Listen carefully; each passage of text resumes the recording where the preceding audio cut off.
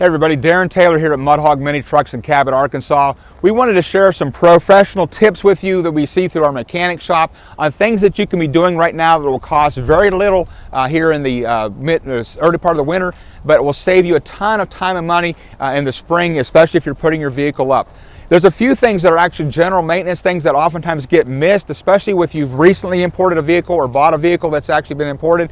And one of the biggest things we start off with every single time, safety-wise, is actually tires. Look, a lot of these tires are going to be older, they're going to be dry rotted, they're going to be checked. Do not put your life in the hands of having a tire that's dry rotted and wore out. We replace almost 90+% of the tires that come in on our vehicles here at Mudhog Mini Trucks because of the fact that they're no longer safe. Also, if you're lifting your vehicle, putting a bigger tire on it, always check for rubbing. Make sure that it hasn't scored your tire on any side, wearing it out, causing, again, to get into the threads. We do see that happen quite often as well. Somebody tries to put a bigger tire on it than really what the vehicle is ready to accommodate for, and then you got rubbing take place.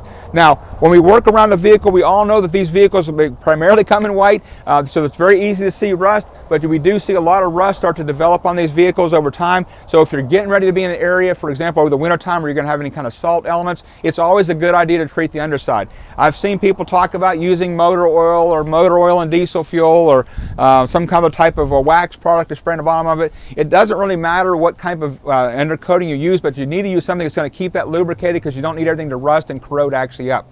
Now, along the way, obviously on your outside, your hinges or whatever, a little bit of WD-40 on that if you're going to let it set will also be a great, easy way to spray that on to kind of protect, and preserve that. Now, let's talk about batteries. Look, if you're not going to be taking and driving your vehicle on a regular basis, or it's going to be sitting outside, even in a storage unit, either take the battery out, which would be the first recommendation, take the battery completely out and then set it someplace in a warmer climate, like in a garage. If not, then either disconnect the battery or at least set it up with a battery tender on it. Even if you have your vehicle stored in a garage, a shop that's not heated and cooled, they do have tender boxes that actually work off of a solar system that you can set that panel outside, run your cables actually over to your vehicle and connect them. But again, disconnect the battery if you're going to be leaving it setting for a long period of time. Let's talk about one other thing we see a lot. The number one death of many trucks is either the carburetor or the EFI system. We see a lot of times these vehicles have condensation in them or the carburetor messes up from something very simple, and that is not changing your fuel regularly or letting condensation develop in your tank. Because of the fluctuation in the heating in the morning and time and the afternoon time, condensation can develop in these tanks real easily. We see a lot of rusting in them. Some tanks are so rusted, literally, there's rust settled to the bottom of them. One of the more easy ways to prevent that is to be able to take your tank and top it off in the wintertime. Also adding a fuel stabilizer to it. Now, it's not just good enough to dump some stabilizer in your tank. What you want to do is you want to make sure that you put the stabilizer in your tank and then run your vehicle for about 10 minutes, letting that circulate through your entire system. That'll help keep it from gelling up and having issues later as far as that setting in there. And you know, guys, run a good fuel in these things. They only take 5 or 6 gallons, so even at a little bit higher cost per gallon, if you can get an ethanol-free or premium fuel, run a premium fuel in these. It's really going to save you some time and money later. So we've talked about tires, we've talked about batteries, we've talked about stabilizer, we've talked about the underside. Here's the last thing we're going to cover today. When it comes to like your radiators, you know, having a radiator flushed out is always a good idea. If you've imported a vehicle and you have not checked the antifreeze, do so today.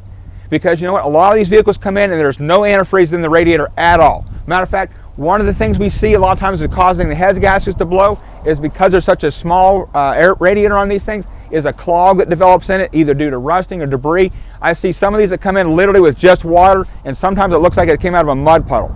But when you drain and flush your radiator, continue to flush it out until it runs clean, then go ahead and plug it back up, and go ahead and fill it back with your antifreeze in order to have the antifreeze inside your coolant system. Again, run that vehicle, let it work through your water pump and all that as well. And if you're going to be storing your vehicle over the winter time, it's a good time to go ahead and do that maintenance. Check that timing belt out, check your other belts on your vehicle, because remember, over time those belts will break down. They may even look new. I mean, we have tires that come in look like they're brand new as far as from a visual observation. When you get up close to them, the weather check, your belts will do the same thing. And that timing belt, you need to be changing your timing belt about every 50,000 kilometers, even if you're running your vehicle on a regular basis. But check to see, Oftentimes if a vehicle's had a time belt change on one of them coming in from Japan, you'll actually lift up the passenger side seat or look on the side of the driver's side door, and you'll see a sticker on there that'll be marked on it. And if you can't read it because it's in Japanese, it's real easy. Put on your Google, there's a button that shows your camera, and hit translate, and it'll translate that Japanese and English so you can see what that sticker actually reads as far as when that belt was changed out last. When you're doing your maintenance on it, your oil changes, we recommend between 5,000 and 10,000 kilometers that you're changing your oil actually on it. Run an oil appropriate to the temperature outside, so whether you're 5W30 or whatever you're running as far as that's concerned.